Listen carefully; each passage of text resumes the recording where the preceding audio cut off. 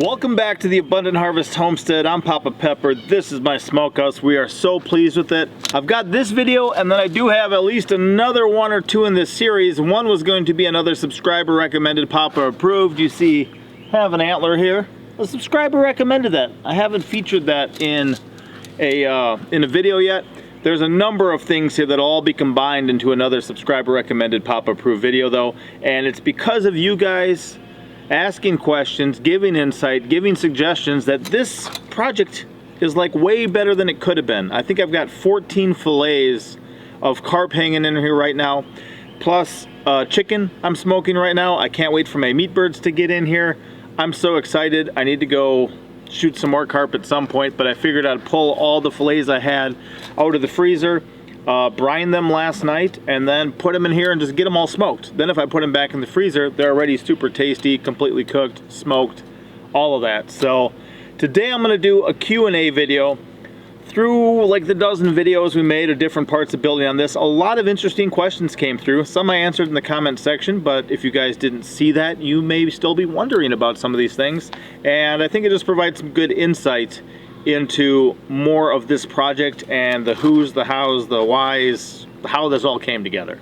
So I'm gonna roll through a number of questions in here, and I hope that you guys appreciate both these questions people asked and the answers. If there's any additional ones you guys got, ask them in the comment section below, and I may do a second Q&A video featuring your guys' questions.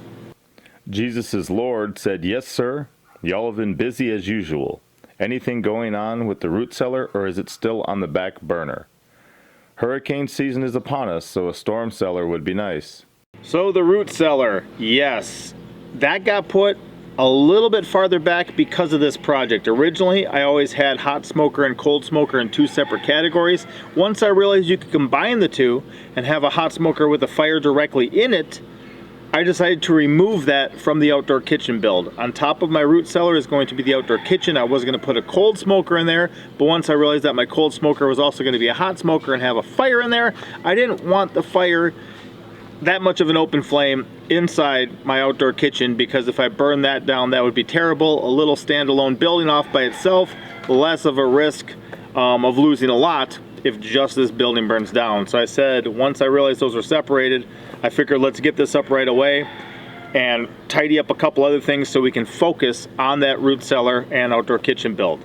I've got a lot of resources on hand. A lot of things are getting very ready, and soon we hope to be starting that and hopefully knocking out the whole thing, maybe in preparation for fall deer hunting and the fall harvest of animals on the homestead and things like that. So the root cellar did get pushed back a little bit because this got separated from it, and it was easier to knock this out as a standalone project rather than do that whole thing first and then hit this separately. Irene Nevins asked, should there be flames on the floor? Should there be flames on the floor? Yeah, that seems kind of wrong to think about, but really it's like I built this whole building up around a fire just to capture all the heat and all the smoke. So far it's been working really well. We got this idea from Peace of the Ozarks, and apparently I think the wife at Peace of the Ozarks, either her father or grandpa, you know, this is what they grew up with, was something like this. So this is kind of a tried and true, ancient, tested way of doing it. This is our first time, so we're still new at it, but I trust that the old timers know what they're up to. I trust that those who grew up doing things like this, there's a reason they did it that way. Modern intelligence often lacks the intelligence. It may be modern, you know, but it's just not as wise as we once were. So with this, yeah, there's supposed to be a fire in the floor, and that's because I am hot smoking. I'm actually bringing things up to a temperature. I am cooking them and imparting a lot of smoky flavor with it.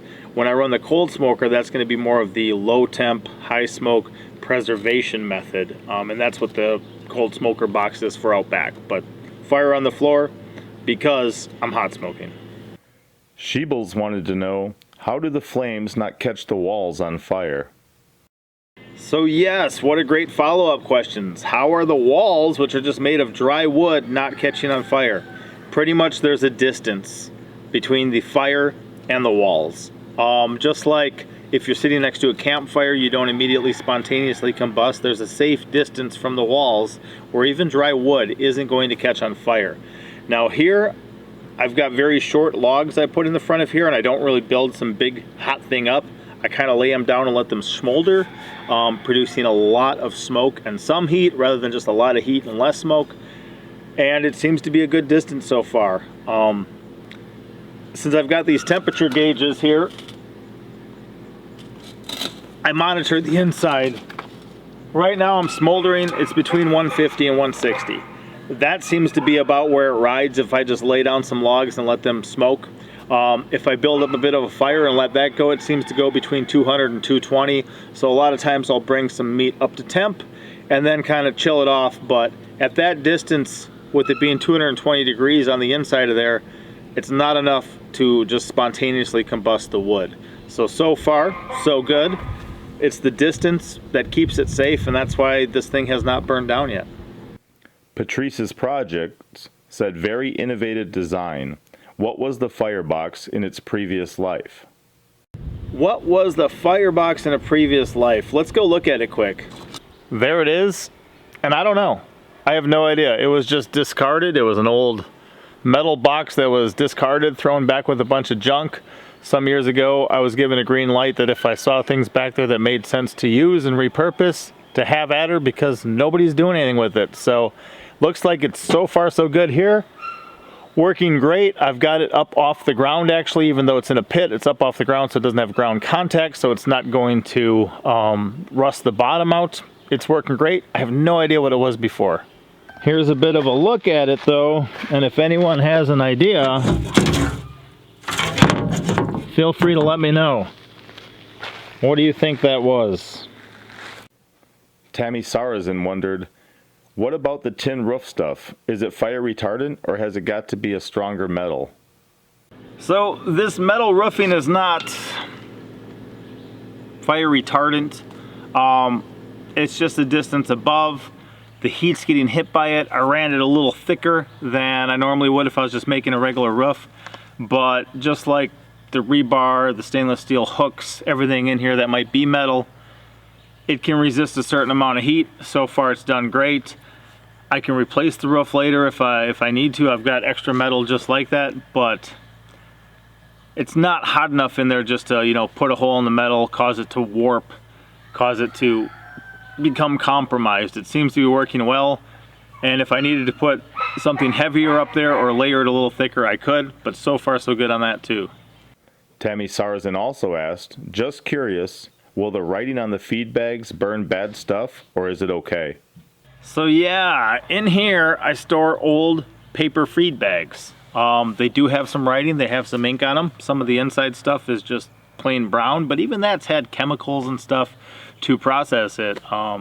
In the paper making or, you know, process, there's a lot of stuff that happens.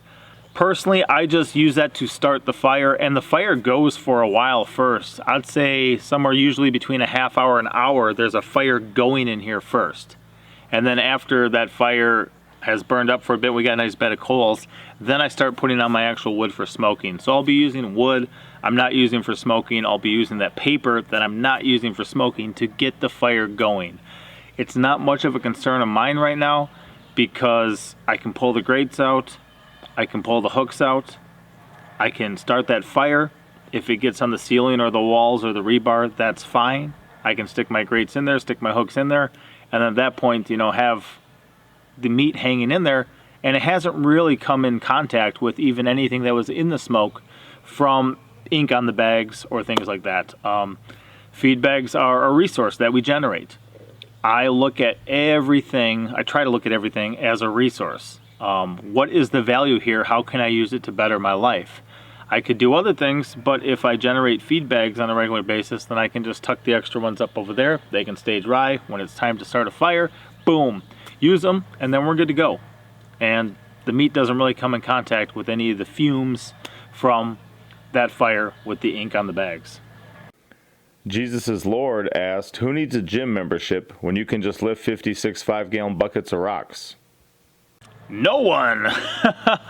When you move as many cedar logs and rocks and 5-gallon buckets of gravel, yeah, you don't really need a gym membership. I could be in better shape. A couple of years ago, living this lifestyle, I was probably in the best shape of my life.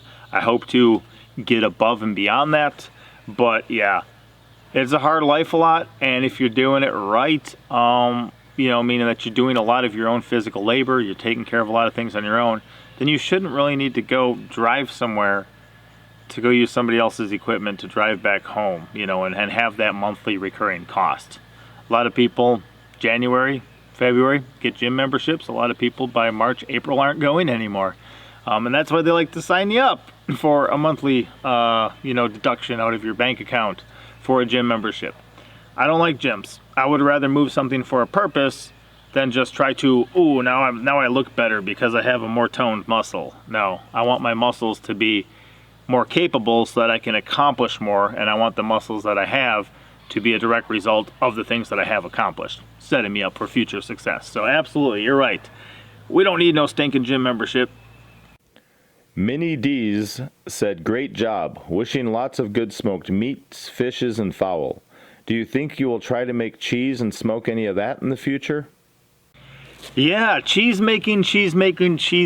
So far with milk, we have our milk. We've made butter. I think we've made sour cream. We've made yogurt. We've made kefir.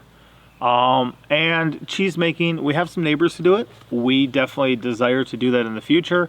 Maybe once we wean our calf, then maybe we'll start that process, because then we'll be having an increased supply of milk. Right now we're staying pretty good with the amount of milk that Xenia provides for our family. We're staying up on it pretty good. And we're not milking any sheep right now because we do have the cow milk. If you've never tried sheep milk, I would highly recommend it as a piece of the Ozarks. And us like to say it is luxurious. That is the best word to describe it. I remember when they were first asking me about it, that's the word I came up with. And after trying it, they're like, yeah, luxurious. That is absolutely the way to describe sheep milk. But sheep milk cheese is good too. So we're going to, yes, get into cheese making is a plan. And once we do, of course, smoking it sounds awesome, because why not? One of our old, back in Wisconsin, land of a lot of cheese. I was born in Green Bay. They call people up there cheeseheads. We would go to the cheese shops, and raw milk Gouda was one of our favorites, but smoked Gouda was another one that we really loved. Even the children from, you know, very little, they love that stuff. So yes, we look forward to hopefully smoking our own cheese after we make it. Catherine Bragg wanted to know, is there a set time or way of knowing how long it takes to smoke certain meats? You ought to make a small how-to booklet on your design build, then how to smoke different meats. So, a set time to know how long it takes to smoke certain meats. Pretty much, and even these meat thermometers here, you know, they have the different recommended internal temps that things need to reach. To actually kill any bacteria or things that are in there, it needs to reach a certain internal temperature. And after that point, it's cooked. Once you achieve certain thresholds, it's cooked. Some people will also use a second critical control point where they'll freeze things first. So they'll use the freezing process to kill things, and that'll bring it down to a certain temperature. And then the cooking process to bring it up to a certain temperature and have multiple critical control points. A lot of things in the food industries do this, but then also a lot of people do just as an added safety step. When we have things like our pickled fish that we're not cooking at all, it's just a pickling process, and we don't, you know, it's a refrigerator stable process, so we don't leave it out on the counter. We don't, you know, hot water bath it or things like that. It's just the fish that's been pickled with vinegar and salt essentially and kept in the fridge. Because that's never actually cooked, I actually have some I'm freezing right now. So it's in my freezer. Then I'll pull it out of the freezer, and then I'll do that pickling process. So since it's never cooked, it at least has that freezing critical control point. For me, it's just a matter of what works. Once I make sure that the meat is cooked, then it's how smoked do I want it. A lot of times you can see the penetration of the smoke on the meat. So you'll have your meat that's cooked on the inside, and then that outer layer of smoke penetration you'll actually be able to pick out and see when you slice into it. So far, when we did Mama Turkey in here, we did that between, I think it was over 9 hours. I think it was 9 to 10 hours of smoking it.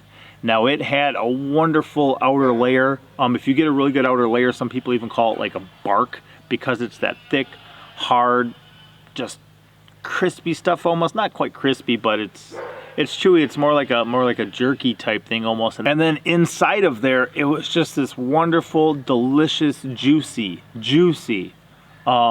meat. And the same thing happened with the duck. We did 4 ducks in there, and they were absolutely amazing on the outside. I think if I would have taken the outside off and just cut it in strips and smoked it a little bit longer, I think I could have just filled a jar. Maybe thrown a silica gel packet in there or something, but had that jar and just thrown it on the shelf and had shelf-stable duck jerky. But the inside was still so moist and juicy and amazing where, you know, you can grab this thing it feels dry, it feels like hard on the outside because it's just that outer layer, but you could like still dump the juice out of there. So once I make sure it's cooked, I just like to go for what seems right to me. Even when I was doing, you know, some of the carp fillets, I got some in here now, but in the first hour, that stuff's already completely cooked and edible, just because of the temps we reached. But then I leave it, you know, when we did the ducks, it was 8 or 9 hours. We were doing some carp with that. When we did the turkey, it was like 10 hours. There was some carp with that. Like, it just becomes so saturated with that smoke, and we like it. So it's a personal preference thing, which is why I'm not specifically going to, like, you know, make a small booklet or things like that. But I will kind of, and I'm just playing with this. This is the 4th time I've ever fired this up. So I'm going to find out what works for me, and then I'll be able to make some shorter, more succinct videos that make sense on, hey, this is what we really like. This is what we find works well for us. And then we can put that out to share with you guys. Wild Kingdom 2012 said all the meats look fantastic. Do you use a brine at all? So yes, brine. I'm experimenting with that. I did a little bit of dry brine in the past when I was using just my little rock stove hot smoker. And then these I've all used a wet brine with so far. This one's going to be a sweeter one for the chicken. It was just water, salt, brown sugar, and then some honey in there. I'm going to see how that does. I like using at the moment, it's a salt and sugar mixture for the carp, but I'm going to play with some things and figure some stuff out. It's amazing when you use a dry brine how much moisture gets pulled out of there. And again, I'm still new at this, so I haven't brined a lot of things. I don't have my own preferences yet. I'm not even completely understanding how it all works, you know what I mean? But I'll just continue to hands-on, get my education the way I like to, figure out what works really well, and then just from there, enjoy life. Tammy Sarzen asked, what did you do to your eye?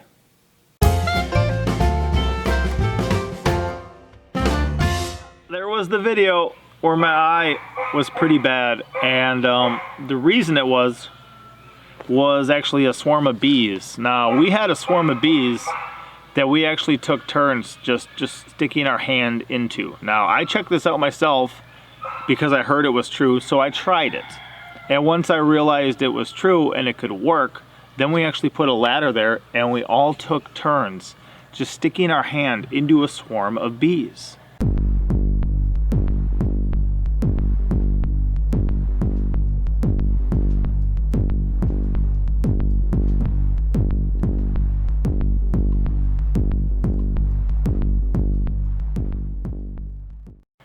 From my 3-year-old daughter on up. I didn't trust my little 1-year-old not to or something like that, but my daughter, you know, she could stick her fingers in there, feel the bees, pull it back, let the bees crawl off, and understand that. So we did that, and it was absolutely insane. I couldn't believe it.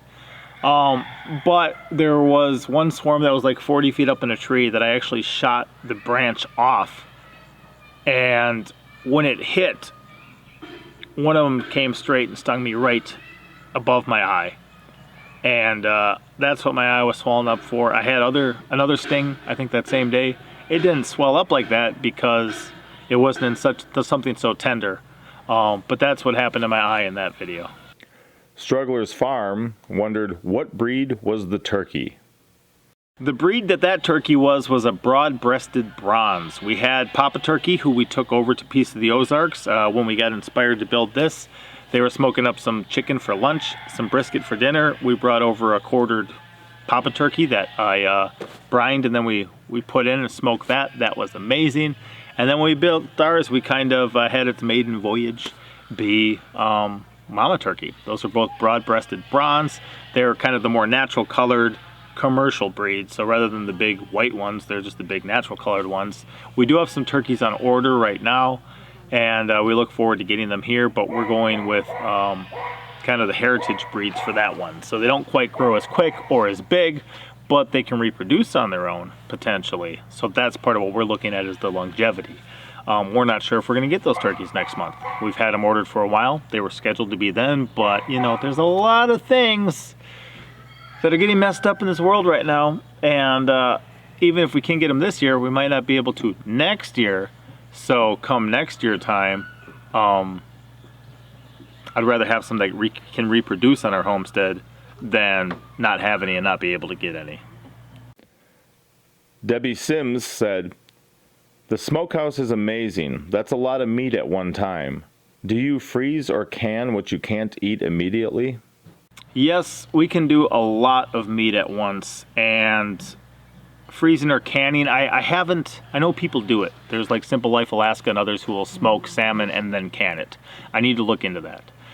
For us, like this, I was using up the freezer space with these fillets anyway. Some of these will be used right away. There's a guy who helped me build this, at least a little bit. One day he came over to help me build it. You know, he put forth effort into it, and he shot a leather carp a while ago. So leather carp has scales, it's just not as many. It's a genetic mutation, but that's part of what's hanging in here, probably with some other fish he shot too.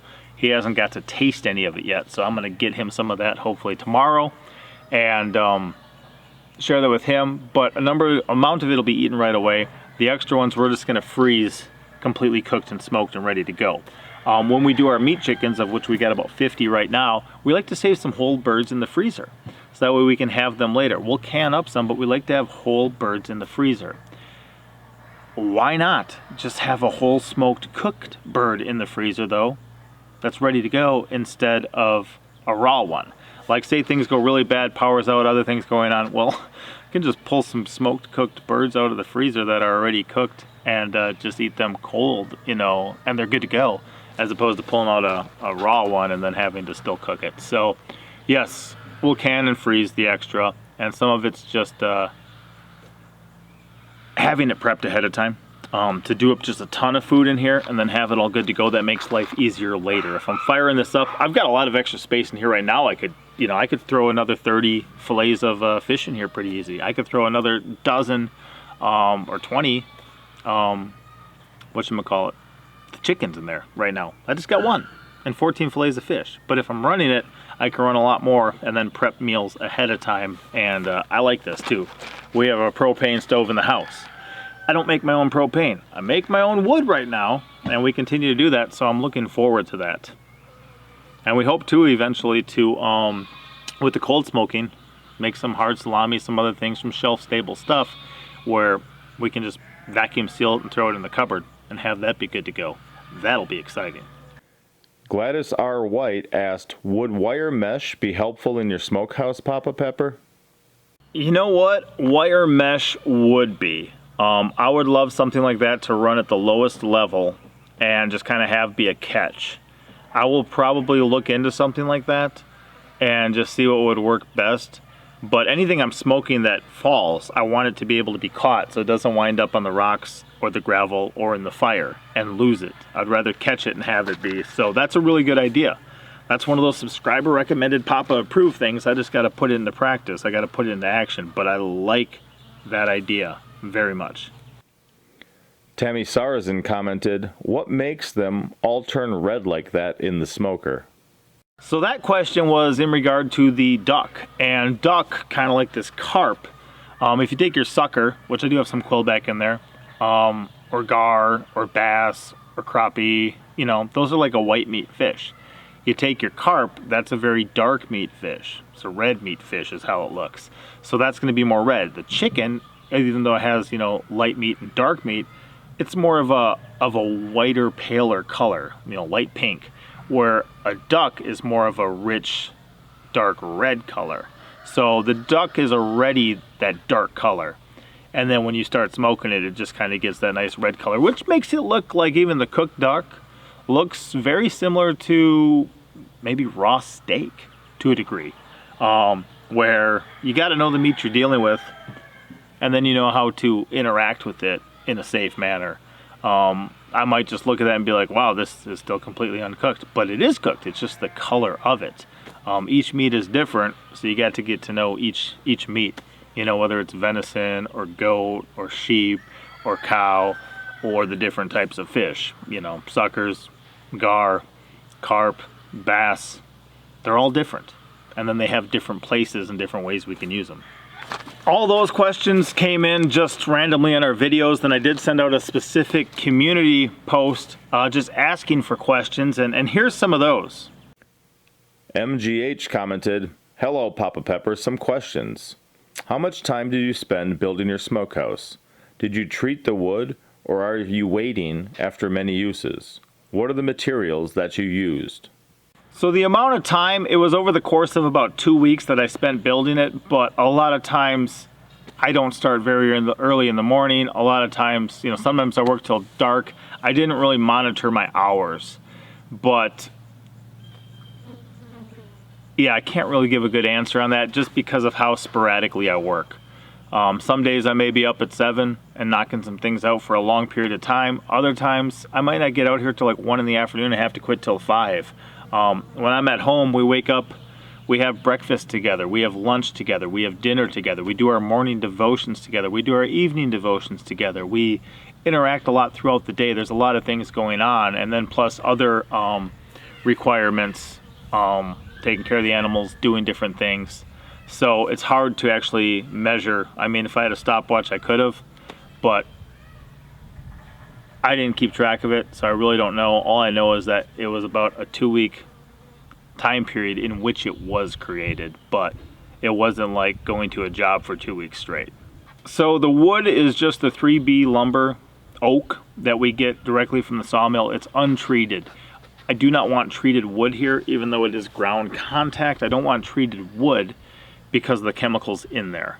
I'd rather just keep that away from my food. So that's where I'm at on that. And then we did do the cost analysis video. I'll link up over here. That'll kind of show you all the materials I used. So hopefully that answers that question. The Roar Tribe asked, "How did you come up with your design? Does the smokehouse help keep the mosquitoes away as well?" The design was basically based on the one we saw at Piece of the Ozarks. I think theirs is like a 6x4 as far as dimensions. Mine's about a 5x5. Basically just saw it and said, you know what, that makes sense. I didn't want it too big, but I wanted it big enough that I could fit some stuff in there. This seems to be working out amazing so far, and we really like it. But that was the basic design, and I think it does help with mosquitoes once the smoke is rolling out. We don't really have a lot, nor do we encourage a lot. We try to keep all the buckets of water empty so they're not breeding in there. We do have a few, but I don't remember getting any specifically around this area yet, so I can only imagine that throwing the smoke out everywhere would help. Rob asked, "What do you have set up for excessive flare-up from drippings on the fire so it doesn't burn the building down? Any ABC fire extinguishers nearby?" So fire extinguishers, yes, those are important. We do have some on hand. I need to just re-go over with the whole family exactly where they all are, especially in light of the recent shipping container thing. If you didn't see that video, don't make that shipping container mistake. But I'm thinking of trying to find a place, I don't know if it's on the front porch, maybe when I expand the front porch, or somewhere where we can have one kind of out of the elements but available as well. As far as the drippings, I may just kind of clean off the rocks with soapy water eventually if there's too much of a buildup, but that's just something I'm gonna have to watch and monitor. I do know, like, done brisket before over at Piece of the Ozarks. Yeah, there can be some good drippings. I know as juicy as these poultry are that we do, yeah, there can be some good drippings, but we haven't really had anything that's gotten to the point of having us really be concerned about it yet. But I do want to be preventative rather than reactionary with that. Good question. Struggler's Farm commented, "What is the effect of the smokehouse on your feed bill? I would imagine that the cost of your monthly feed bill is rapidly dropping due to the sudden disappearance of a few of the tasty farm animals." You are 100% correct. I have less animals I'm feeding already, and as we continue on, that's going to happen too. Having animals that reproduce after their own kind is just the way that God designed it, but when you have like chickens, I would rather have my chickens hatch out the next generation of chickens than have to incubate them. If I'm incubating them, then I've got the added investment of time and effort. Granted, the children will do that for me. I don't have to do it myself, but I still have to pay the electricity bill. And if the chickens will do it, that's great. But when I hatch out the chicken eggs, for instance, or the duck eggs or the guinea eggs, I get a lot more males than I need, because one male can take care of several females to get the fertile eggs for the next generation. So we constantly have culling processes here. It's one of the toughest things we do, culling, but it's important. So even recently, I think we had 6 males in our duck flock. Those males were born in September. We've had them for a while. But as soon as this was built, boom, second time I fired it up, the extra 4 males were gone. A lot of times people say that, 2 is 1 and 1 is none, so you want to have 2 males on the homestead for whatever species or breed you're breeding. That way, if you lose one, you still have one. You still have the opportunity to have one. But the second that this was up and running, all those extra ducks were like immediately gone. And that was awesome. So this is going to help streamline some of the process around here, especially with it being able to do so many at once too. Struggler's Farm also wondered, what effect has the smokehouse had on your grocery bill? And the effect the smokehouse has had on the grocery bill. Really, it just makes it quicker, like I was saying in the last answer. The reason that we garden most years, the reason that we have animals, is to drop that expense, to take more things into our own hand, because we're gonna eat, People eat every day, multiple times a day. That's generally the way people live. So we wanna take stewardship of that and take care of that on our own, because we trust ourselves more than we trust the government, supply chain, others, whatever we wanna call it. But if you think about part of a grocery bill, part of the grocery bill is your seasonings. I've hot smoked ram shanks that I did nothing to. I didn't brine them. I didn't season them at all, and the family was raving over them. In this case, this hickory imparts a lot of good smoky flavor. I don't need to be buying the seasoning, so even that part is going to get dropped. Just some bulk salt and other things for a brine, sure, but that's one way it's going to knock some of the grocery bill down. Ate Beef for Dinner asked, when smoking multiple types of meat at one time, do you get any cross-contamination, such as the turkey having a fish taste? So yeah, I've done that every single time. I've had multiple things in there, every single time so far. And even the other day, I tried some smoked gar for the first time. And I did some chicken I picked up at the store. I didn't want to kill any of my meat birds yet.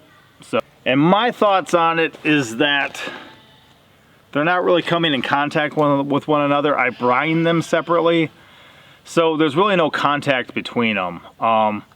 When I open the door, I don't go like, wow, that's really fishy. It's really smoky. I don't go, wow, that smells like chicken. No, it smells like smoke.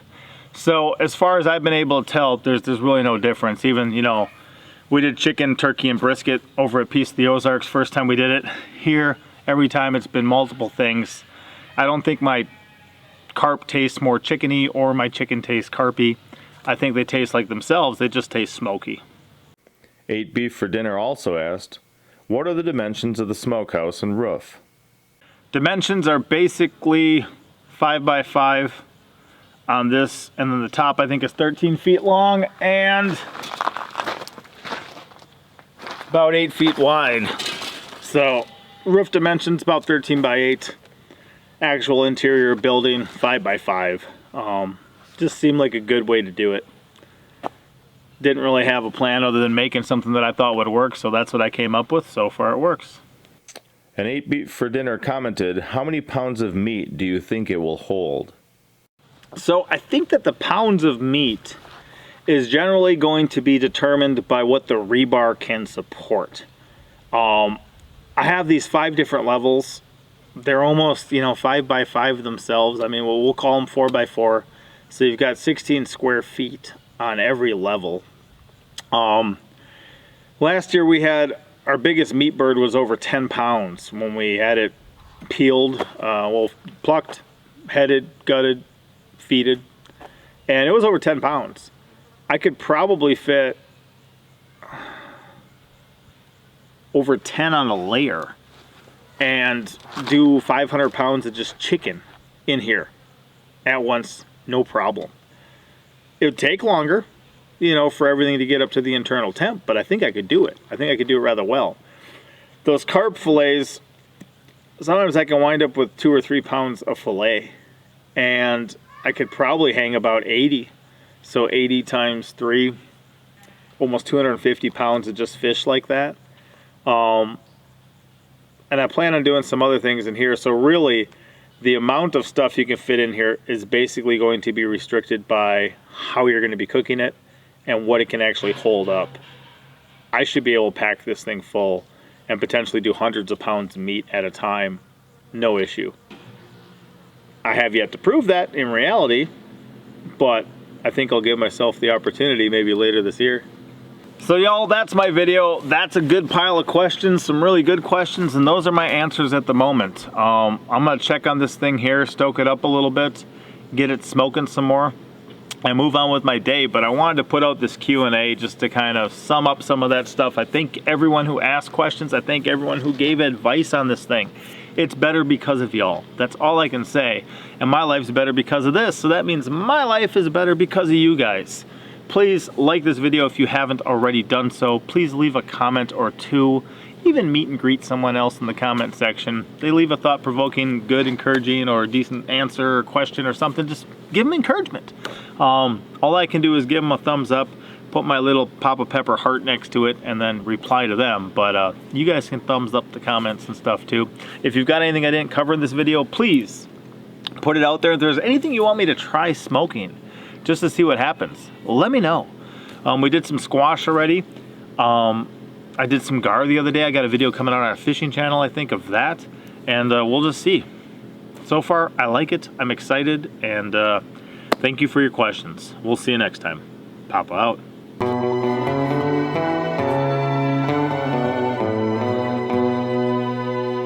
Thank you for watching. Hit the like button. Thumbs up. For real.